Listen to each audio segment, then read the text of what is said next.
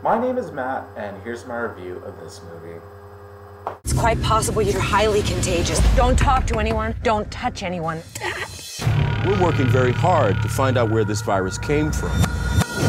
It's in schools and it's in the mall.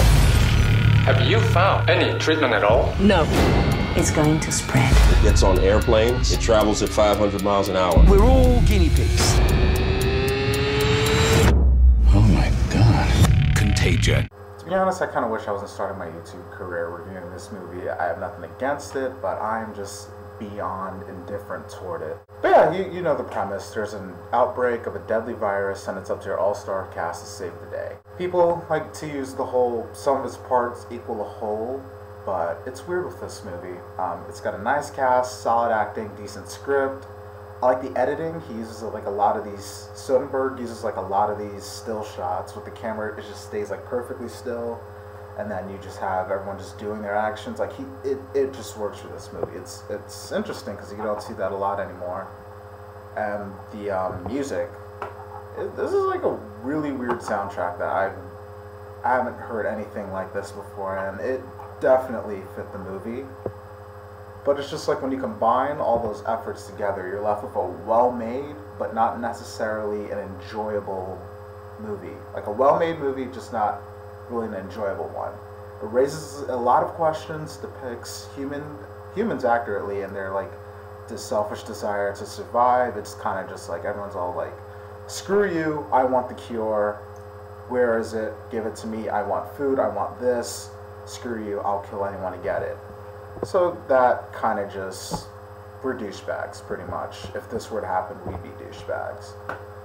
But I like that the movie kind of just showed, if something like this were to happen, it showed it from all sides. You have Matt Damon and his daughter, they're just regular civilians in the middle of all the chaos. You have Jude Law, whose accent is as thick as ever. As a freelance writer trying to get information out of people, Lawrence Fishburne is one of those behind-the-scene guys that Jude Law hates, but then when you see things from his perspective, it's kind of just like, oh wow, I see where he's coming from. Good, okay, I don't have anything against him. I like him. And then Kate Winslet is the scientist going around the field to help people, and like she's kind of just in the middle of the virus. And just so on with the rest of the cast members. And I like how they're all interconnected in this chain. It's like Matt Damon meets Kate Winslet's character, who knows what Lawrence Fishburne's character, so it's not like, hey, here's a bunch of random people. Like, there's that link, even though it doesn't come full circle, you just need the link.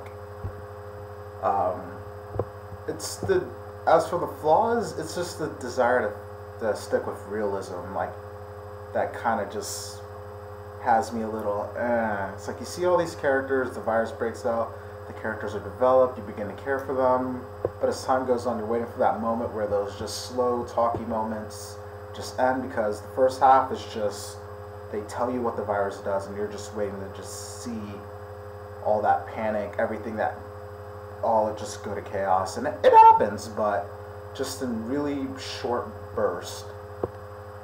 And I think more of those moments would have improved the second half. It was just like, first half was talky, really talky, and then you wanted the second half to be showy, but it was kind of just a combination of both.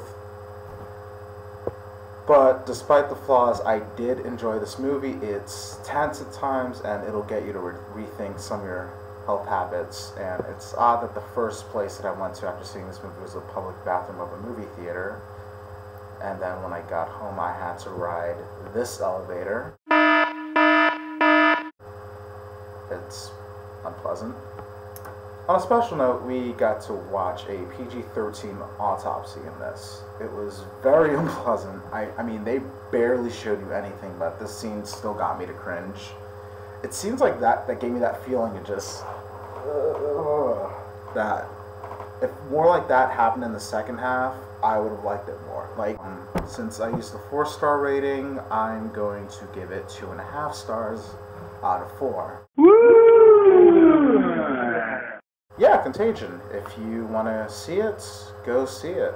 I liked it. I don't regret seeing it. It's not what I wanted it to be. I didn't like it as much as I wanted to, but it was still a solid effort. good job, Soderbergh. Maybe you'll win me over more next time. But yeah, that's my review of Contagion.